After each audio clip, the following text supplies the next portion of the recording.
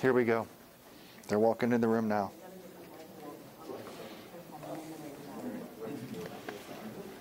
Stand by. Here we go.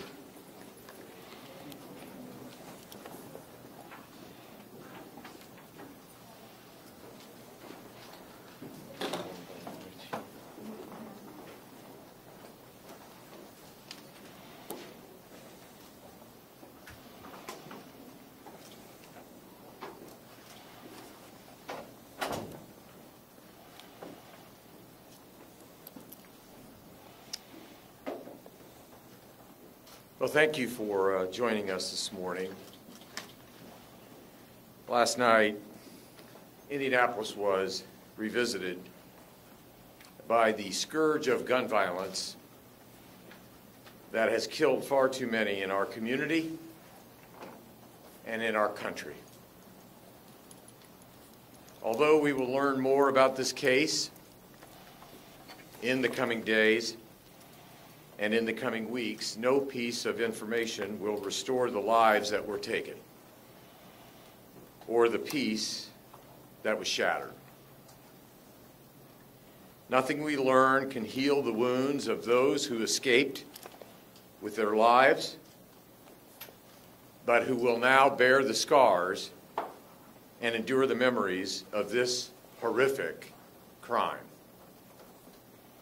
What we are left with this morning is grief. Grief for the families of those killed, grief for the employees who have lost their coworkers, and grief for the many Americans struggling to understand how tragedies like this continue to occur again and again. They joined the Indianapolis community in trying to understand this senseless violence. And it seems to me that beyond the need of comfort for the grieving, we must guard against resignation or even despair. The assumption that this is simply how it must be, and that we might as well get used to it. We need the courage that compels courageous acts that push past weariness. I want to thank the first responders who arrived at the scene, the IEMS personnel who provided medical care to those injured, and the brave Impd officers who responded and who are now investigating the events of last night. By all accounts, these women and these men acted heroically, caring for victims and families and bringing order to a chaotic environment. I'll close by saying this. Indianapolis is a resilient community. Last night was a devastating blow, and its impact will be felt by our community for days and weeks to come. But in times of despair, I know that our residents will rally together and help one another make it through. The eyes of the nation are on Indianapolis today in ways that we would never have hoped for. And for those who only know of this city, what they have learned when we are hosting major events on a global stage, they would be forgiven for simply believing that the people of Indianapolis are known for kindness shown to those who come to visit. What they cannot see in those moments, and what is difficult for us who live here to see in these moments, is that this spirit of generosity and radical love is shared not just by our residents, but between our residents. It is what makes this a special place that we are proud to call home in times of triumph and in times of tragedy. It is what gives us the strength to see through the darkness and find the light of love that exists within each of us. It is what gives us hope. And no crime of passion or act of hate can take that away from us. Not today, not ever. I'll turn it over now to the Chief of the Indianapolis Metropolitan Police Department, Chief Randall Taylor.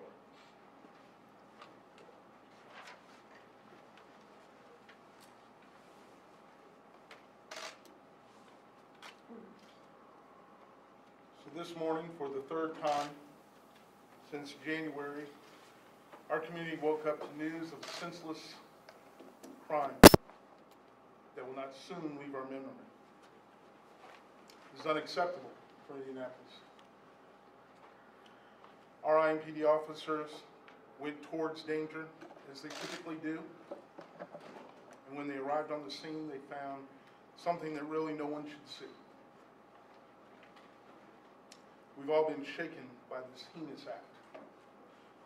I will tell you, the one thing that drew me to Indianapolis when I first came here in '93 was for such a big city to have such a small town feel and heart. Our Impd chaplains have been on the scene since early this morning, providing care and comfort and support to the families of the victims. My heart is broken over the lives that were lost.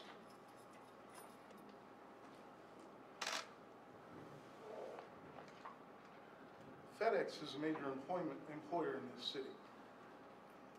If you ask around, there's numerous people, myself included, that have family and friends that work for this great company, and they have built bonds, whether they work there for a short time or a long time. I can only imagine what the victims, the surviving victims, and their coworkers are going through. But we're truly with them. The crime scene remains active.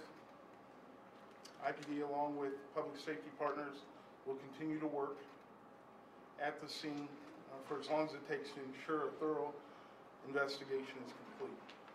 You'll soon hear from Deputy Chief Craig Mccarth, who will share what we know to this point, but that information will be limited. I can share a few things with you, though. I know the first responders did an incredible job. You more than likely will hear stories of their bravery as this develops. I know it's going to take time for us to learn more about what happened last night. I don't honestly know that we'll ever really know all the ins and outs to why this occurred, but we'll certainly do our best. But I do know our community stands together. That was evident through services that were rendered by companies here like Indigo, Holiday Inn, and also with our law enforcement partners. I'd like to thank personally Superintendent Doug Carter and the state police for their help, and also our other federal partners who are always by our side. Now I'll introduce one of those partners, FBI Special Agent in Charge, Paul Keenan.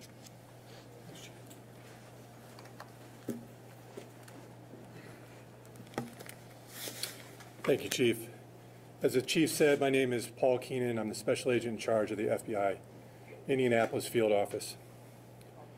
First and foremost, I offer my sincere condolences on behalf of the FBI to the family and loved ones of the victims of the senseless violence that took place last night. While we mourn the devastating loss of their lives, we are dedicated to honoring their memory through a meticulous investigation. FBI Indianapolis is part of this community, and we stand with our friends and our neighbors to condemn this violent act that has impacted so many. I stand here today with my partners because whenever there is a tragedy such as this, the FBI surges resources to assist our law enforcement partners in addressing those immediate needs. FBI personnel are assisting the crime scene, conducting interviews, assisting on the search of the suspect's home, and will provide any technical expertise requested by the Impd. Many of you have already asked what the motive of this shooting was, and with less than 12 hours since the shooting, it would be premature to speculate on that motivation. I can tell you that there is no further threat, and updates will continue to be shared as there are more details. We're grateful for our strong partnerships with the law enforcement in Indiana. As we have done in other cases, the FBI will dedicate all available resources to follow every lead and use all investigative capabilities to seek justice and bring closure for the victims' families. Next up, I'd like to introduce Deputy Chief Craig Mccarth from the Impd. Thank you.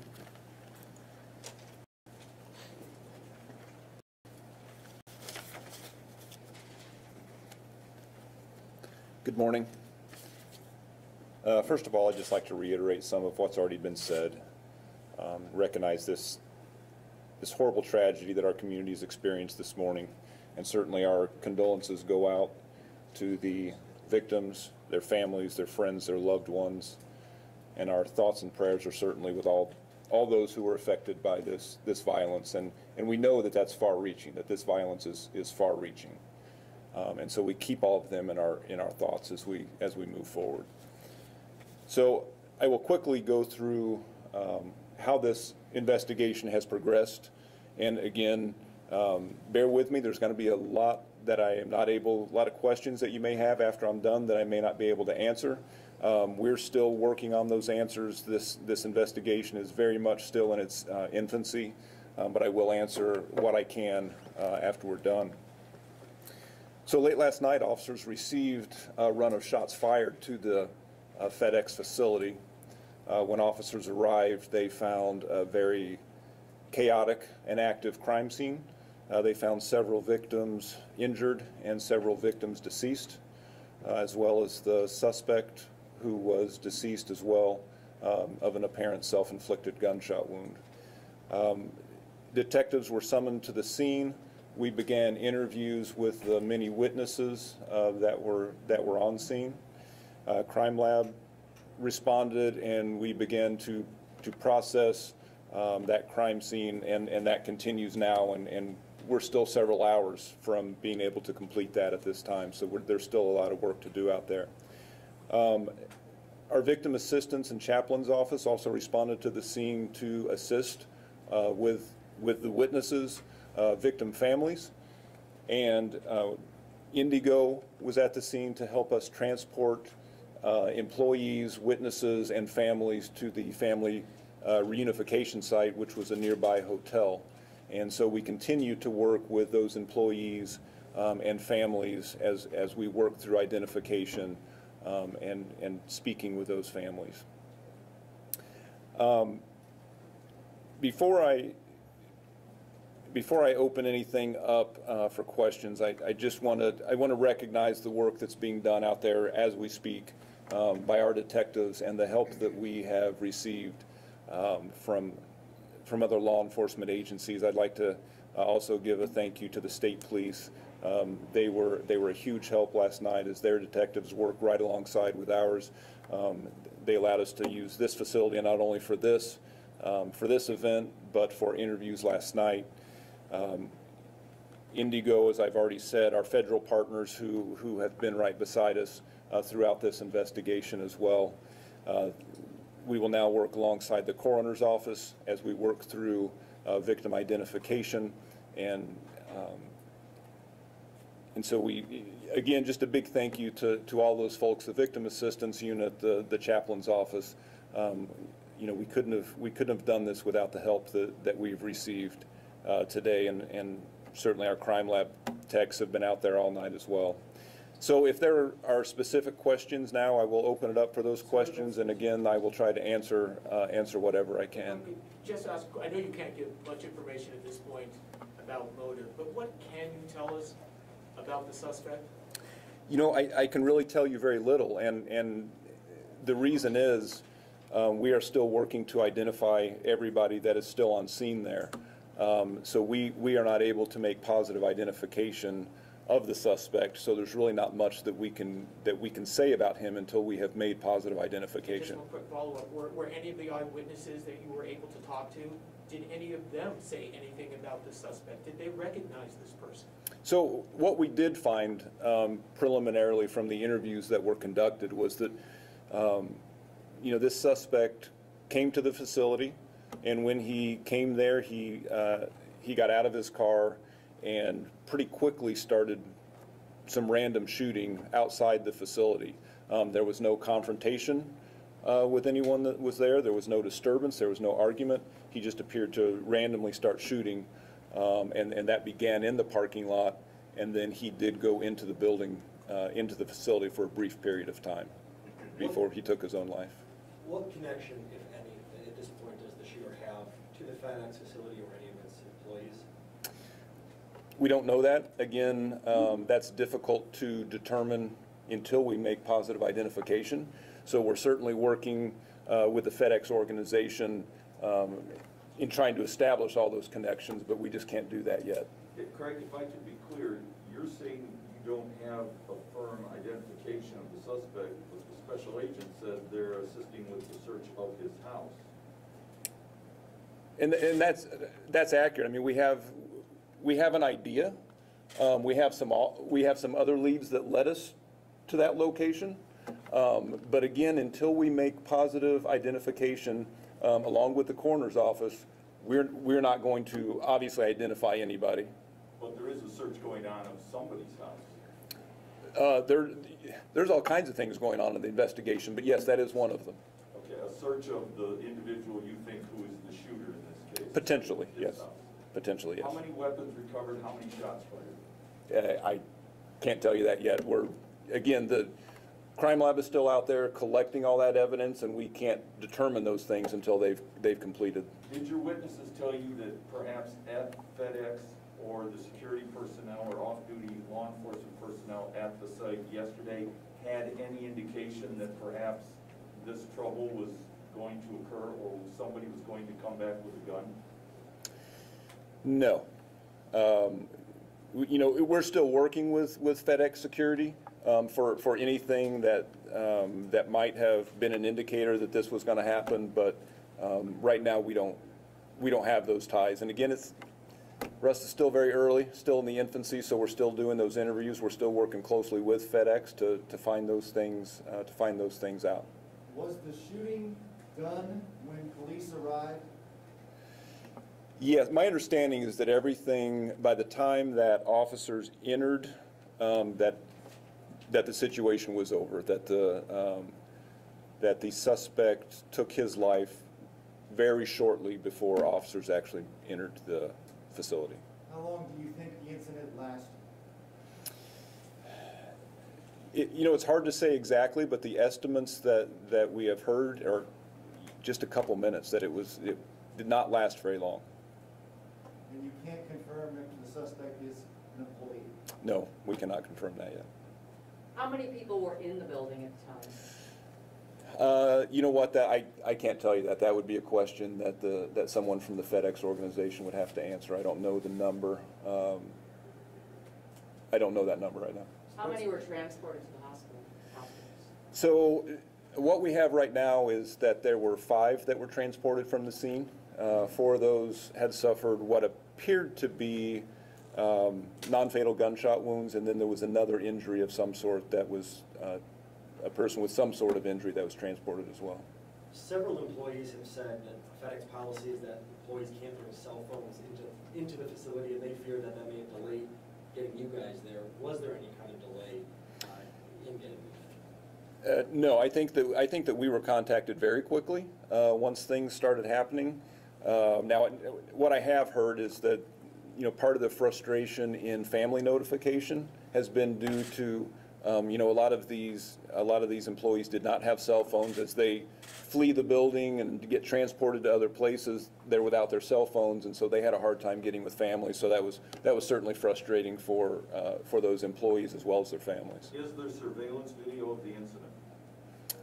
We're checking for surveillance video, and certainly, you know, one would think in a large facility like that at some point there's going to be some video that we're able to obtain. Did any witnesses indicate to you that they thought maybe there was another employee who attempted to retrieve a firearm in an attempt to stop this incident from occurring? I heard that kind of anecdotally, but I have not heard that was reported to law enforcement to this point. Now, we're doing lots of interviews still, so I'm not going to say that's not accurate, but I have not heard it from people within my own organization. Was there a shift change going on, which is why there would have been folks in the parking lot? I'm trying to understand why that time of night.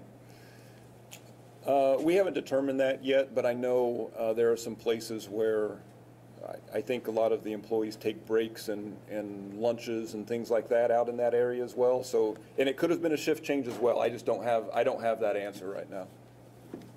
The scope of the investigation, the facility is quite massive.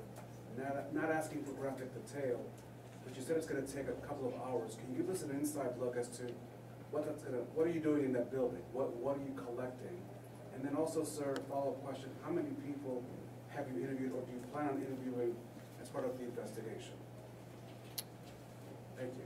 So first, it's not just inside the building where we continue to work and process the crime scene, because as I indicated, it started outside the building. So crime lab personnel have a painstaking process, a very organized process of documenting all the evidence that's there on the scene, and that will start with diagrams and pictures and videos, and then the actual physical collection of any evidence that's on the scene.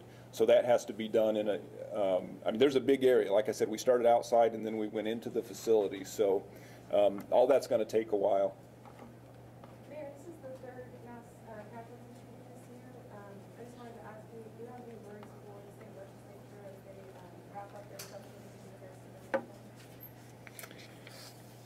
the Well, in response to the question, I would point to the fact that just last week, I signed on to a letter from over 150 mayors around the country asking for the United States Senate to consider legislation that would expand background checks to be required when firearms are transferred between private citizens, and to close the Charleston loophole, which allows federally licensed firearm dealers to transfer guns to customers before an adequate background check is completed. So the fact that I, with 150 other mayors, and asking the federal legislature to do that, at least indicates what I would like to see done legislatively.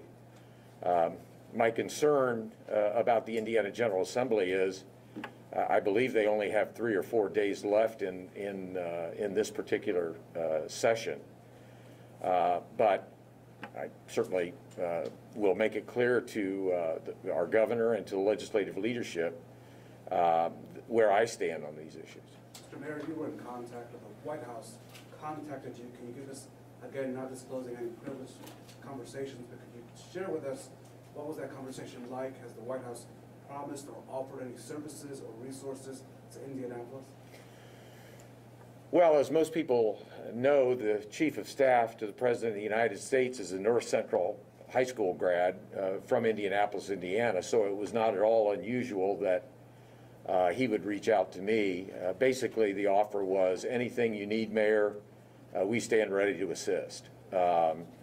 It was not a direct communication, it was just text messaging, and I, of course, responded thanking him and told him that we would keep him made aware of the progress of the investigation, and if the White House was able to do anything to support, I'm certainly not hesitant to ask for it.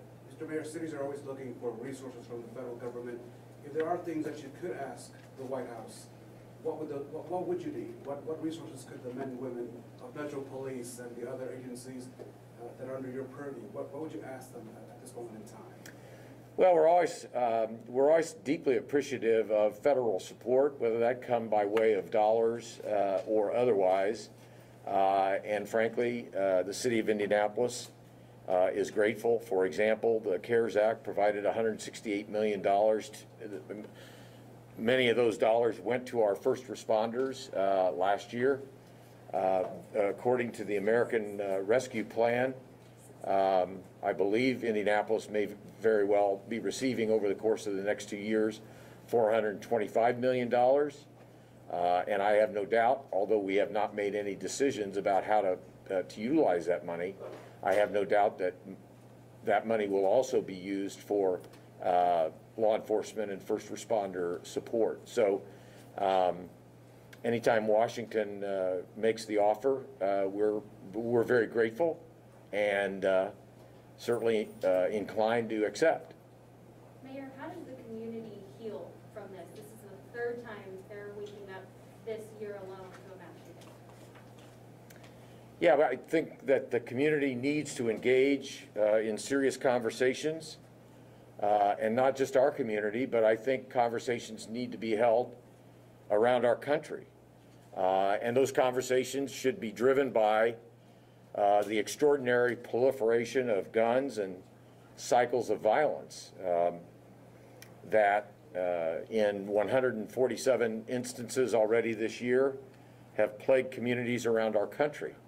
And unfortunately for the city of Indianapolis, this is the third mass killing that we have experienced. So the process of healing will take time, but I think healing does depend on meaningful conversations between people about how we stop this cycle of violence that's driven by readily accessible guns. And I certainly intend to lead in that regard. We've been told that the suspect was allegedly shot and killed himself. So what weapon was found with him, and is that the only weapon you believe was used in this shooting?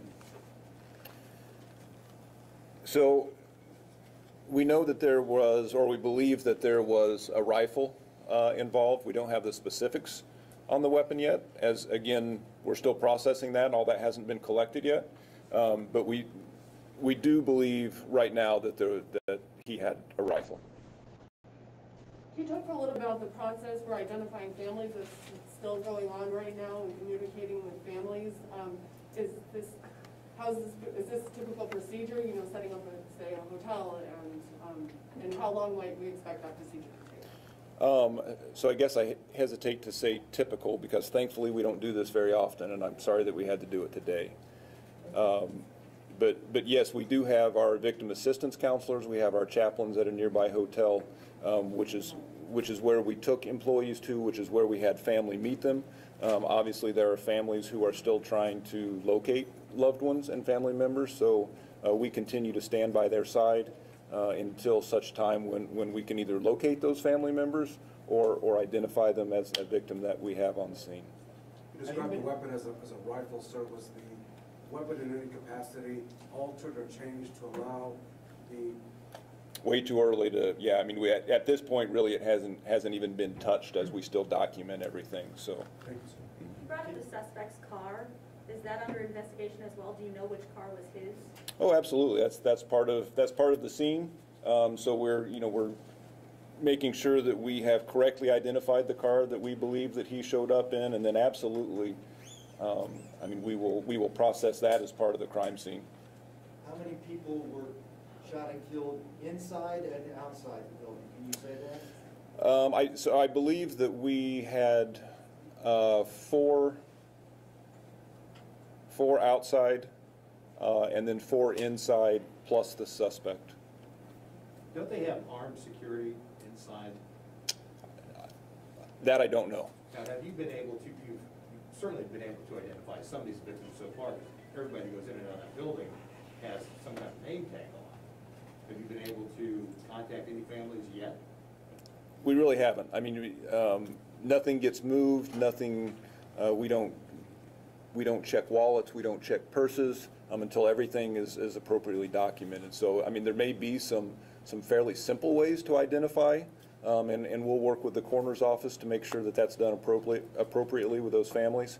But to this point, we have not identified any family of victims. Well, as Indianapolis waits for the names of these people and for the suspect, how long do you think it's going to take before you're going to let their neighbors know what's happened? You know, that might be a better question for the coroner's office because they make that official identification. But I would think hopefully in the next 24 hours that maybe we can do that. Have those victims been removed from the site? Not, I don't believe so. When we came in here, they were still a couple hours away. So, Alfred, you want to address that? Sir, before you leave the podium, what was happening at that time? Were people sorting packages? I mean, can you give us an idea? I mean, I think I know what happens at FedEx, but what was doing? You know, again, that's a question that I'm probably not qualified to answer. That would be best served to ask the FedEx folks. You know, they have some different facilities. Different things happen at different facilities, and I don't specifically know what the folks inside here were responsible for. So how many people were injured, and how many hospitals did you use last night? So, like I said, I believe we had 5 that were injured, and I can't say with certainty how many different hospitals that they went to. I know I believe we had at least 3, but I'm not certain of that. And I'll let Alfie Ballou, McGinty, I will let her address the victim identification issues, and if you have any questions for her.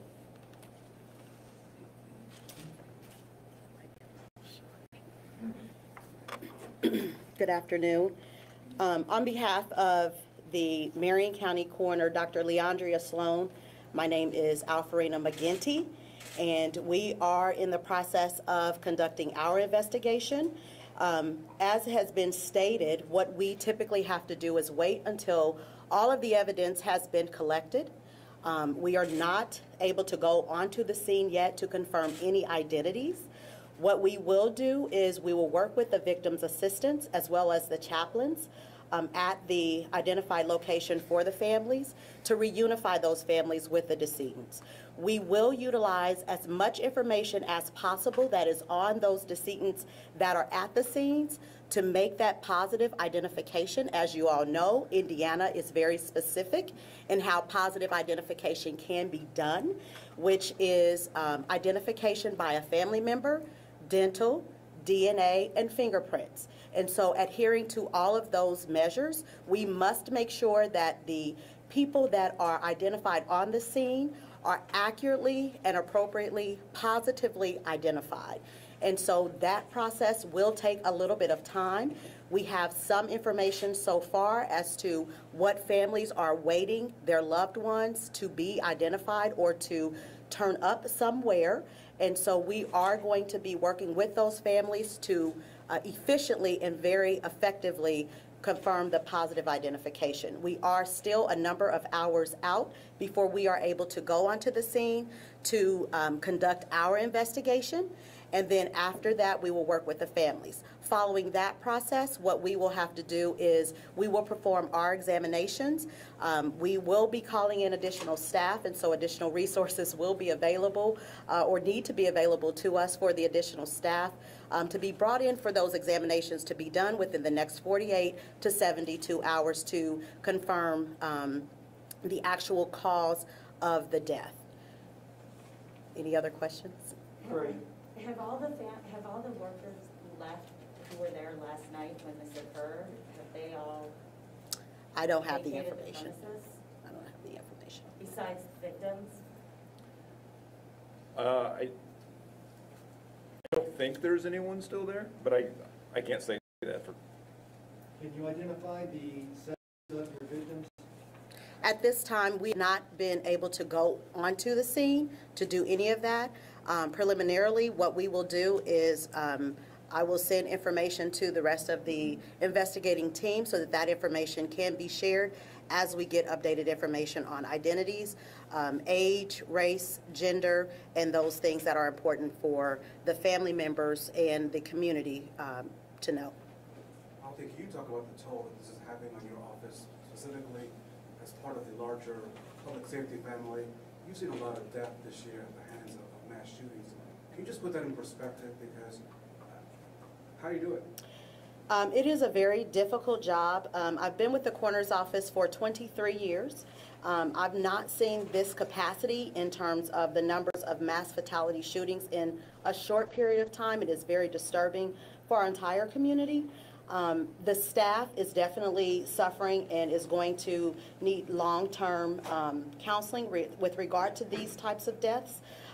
It actually has, we've had to pull in all of our 30 staff to conduct these death investigations and to work with the families, because we do still have follow-up information and things that have to be done and shared with the families. It is very time-consuming, so it definitely takes a toll on our staff. And again, we are asking for additional resources so that we will have the capacity to handle these types of death investigations, unfortunately. More specifically, ma'am, you deal with death almost every day. How is this any different when you're seeing this scope? Can you just explain the difference? Sure. I don't do your job. Right. So the scope is pretty significant when you have this number of people. So pulling in all of our staff that are available, calling people from other jobs that have to come in and assist, as well as surrounding county coroners that are able to come in and assist us with these types of investigations. Additionally, we've seen an increase in death investigations in general over the last couple of years.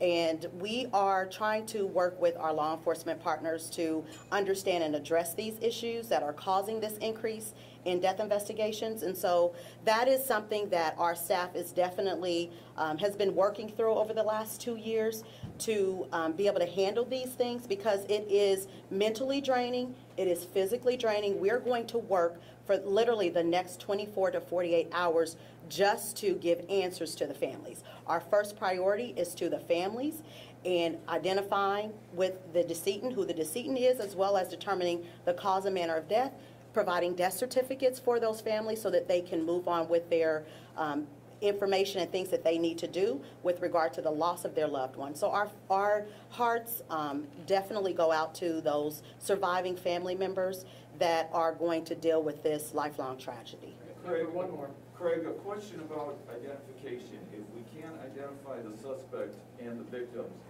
can we say that everybody who's okay has been identified, reunited with family members, and released? I think that's a safe assumption, but yet I can't say that for certain. We think that we have reunited families and workers, and certainly all of those who have been treated at the hospital have been reunited with family. But again, I haven't been over there, so I don't want to say for certain that that's the case. But I believe right now that we have. That's it. Thanks, everybody. Good job, Craig. Thank you, sir. process, we have to do this again, huh? Yeah.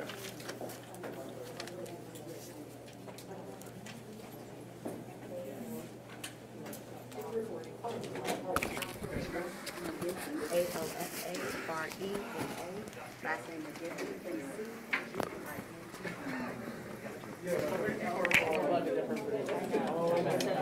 Try this one. What happened to the mic? The pot died or something? Yeah. Get up there and speak somebody else. Getting stuff out, sorry. I got stuff plugged in. No, I still don't have that one, Rich.